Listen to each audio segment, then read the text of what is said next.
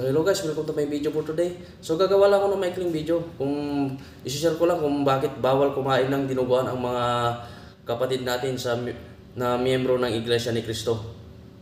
Ako kasi dati talaga akong INC, so hanggang ngayon yung si mother ko, mga awit pa rin siya, active pa rin siya, hanggang kahit yung mga kapatid ko sa Pilipinas, mga active pa rin.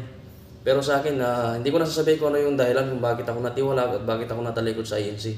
Pero bago ko lang start, umpisahan yung aking topic about sa bakit bawal kumain ng dinuguan ang lahat ng miyembro ng Iglesia ni Cristo. Babatiin ko lang sila ulit ng happy anniversary, happy 110 anniversary ng pagkakatatag ng Iglesia ni Cristo. At happy 110 anniversary sa lahat ng miyembro ng Iglesia ni Cristo sa amang panig ng mundo. So ito, may babasahin lang ako ng sinerge ko sa pero bago yun, tinanong ko na yung isang kapatid ng Iglesia ni Cristo kung tama ba to. Double check ko, pero ito talaga, tama talaga. Ang number one talaga kung bakit nila binabawal kumain ng dinuguan ng Iglesia, dahil ang dugo ay buhay at ito ay bawal na kainin.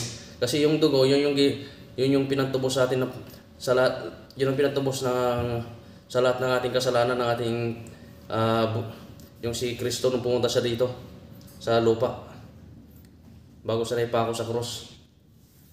So ito yung naging basehan nila. Ayon sa Iglesia ni Cristo, ang pagkain ng dinuguan ay pinagbabawal. Ito ay batay sa kanilang interpretasyon ng Biblia. Ayon sa Levito 17:10-14, ang buhay ay nasa dugo, kaya't hindi ito dapat kainin ni numan, maging Israelita o dayuhan man. Kaya't ang mga miyembro ng Iglesia ni Cristo ay sumusunod sa utos na ito. So ito yung isang naging basehan ng Iglesia ni Cristo kung bakit hindi sila nakain ng dugo. Kasi number one talaga yan ay buhay. Yan.